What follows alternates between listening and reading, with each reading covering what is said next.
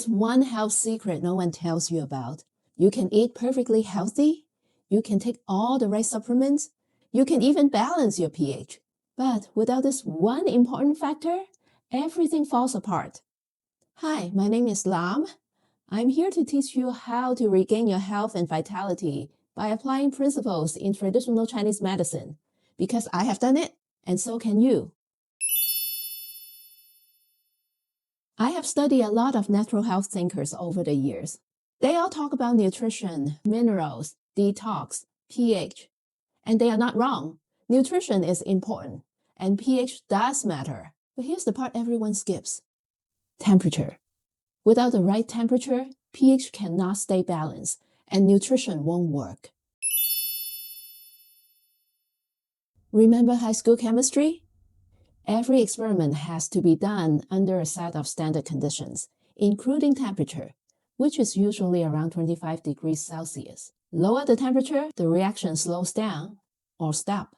Your body is no different, except that your standard operating temperature is 37 degrees Celsius or 98.6 degrees Fahrenheit.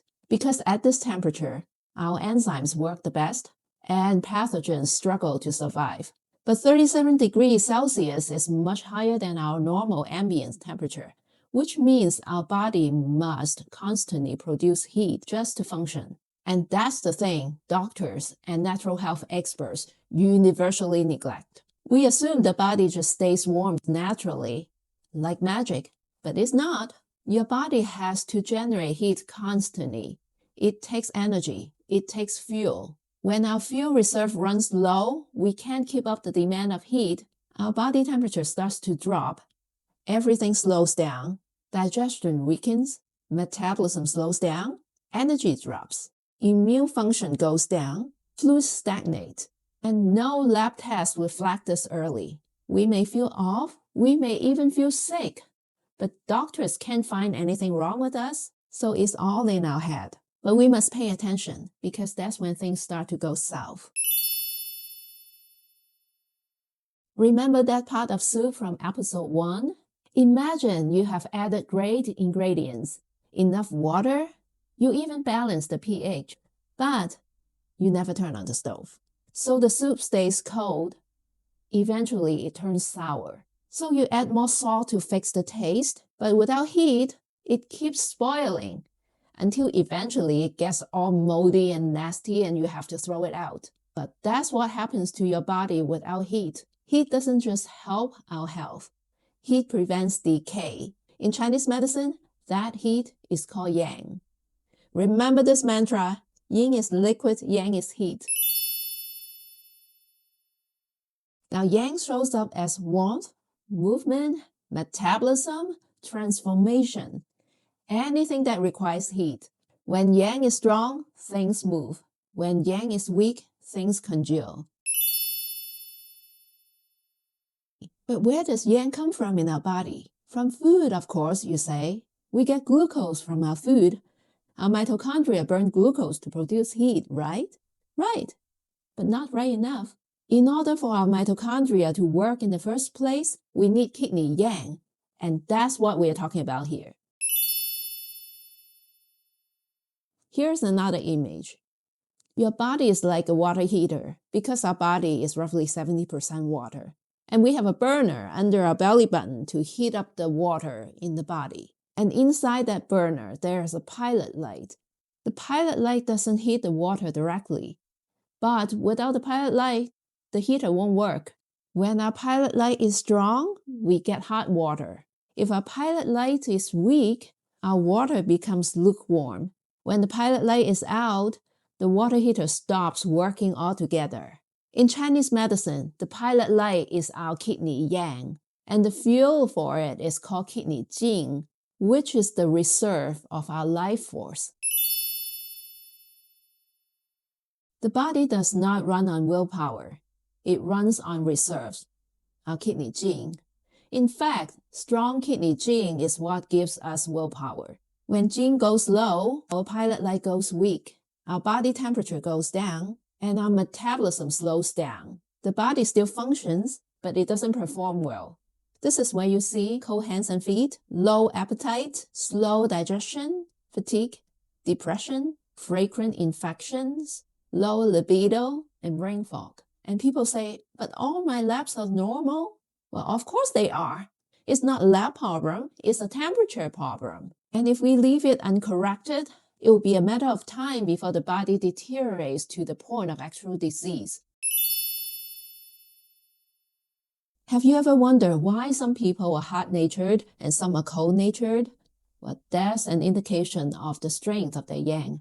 Take me, for example. I used to have cold hands and cold feet all year round, and I had to wear big sweaters in the summer. Now, when someone's hands are always icy, that's not random. When a seemingly healthy person has no energy to get out of bed in the morning, that's not laziness. When someone needs layers of sweaters when everyone else is sweating in the summer, that's not normal. These are all signs of yang deficiency, the lack of heat. The body temperature is lower than what it should be, which could lead to frequent or low-grade infections because cold temperature impairs immune functions by reducing the effectiveness of immune cells, which allows viruses to replicate more easily. A drop of 1 degree Celsius in body temperature can decrease general immune activities by as much as 30%. Cold body temperature can cause digestive issues because it reduces our enzyme activities, slows down our digestive tract, and disturbs the balance of our microbiomes. A low body temperature is also linked to depression, chronic fatigue, and heart disease. So basically, a lower than normal body temperature creates a favorable environment for many chronic and acute diseases. Here's where modern wellness can sometimes make things worse. Cold smoothies, too much green tea, excessive cleanses, raw food all year round, juicing, and over-fasting. All of these drain body heat. They are only good for people with strong yang. But for those with yang deficiencies, like me, it's like dumping ice on a dying fire. It only makes things worse. So how do we protect yang? Well, not by drinking coffee and not by using steroids either. These measures doesn't really increase our yang. It only drains our jing, which is our life supply. But here are a few lifestyle changes to promote our yang. Number 1. Sunlight. The sun is not evil. It is pure yang energy. In early 20th century, hospitals would bring their patients out to the sun for healing. We should all do that. Number 2, keep the kidneys warm by warming the lower back, the belly, and the feet. You can use heating pads, infrared light, or moxibustion. Number 3, eat mostly cooked, warm food, especially when you are tired. Stay off icy drinks, cold food, and salads. I'm not saying you should never eat anything cold, but if you are yang deficient, then you should eat as much hot food as possible. And it is not a good idea to eat cold things first thing in the morning. This is for everyone.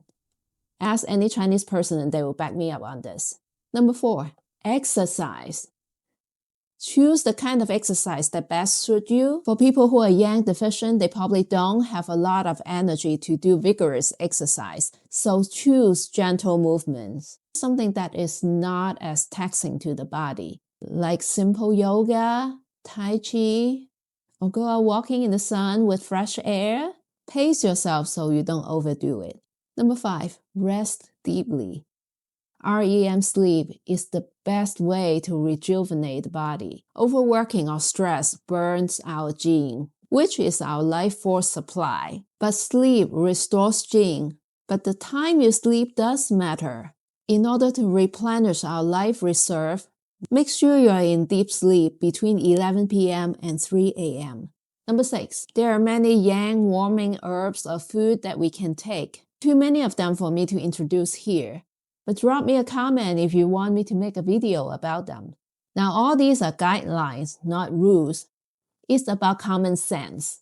And common sense comes from understanding how the body works. That's exactly why I'm making this series.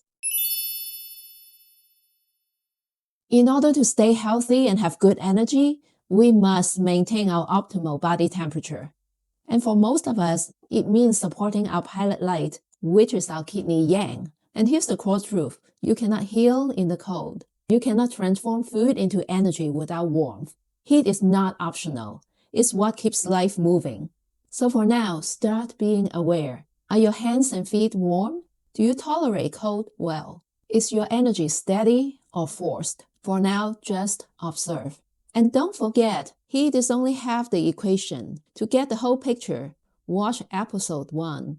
It explains why nutrition alone does not work without yin-yang balance. In the next episode, we'll talk about yin, the other half of the equation, because heat without liquid leads to dehydration and burnt out. And aging in Chinese medicine is exactly that process. If you find this video helpful, please give me a like and share with a friend. Comment if you have any thoughts or questions. Until next time, keep your pilot light going.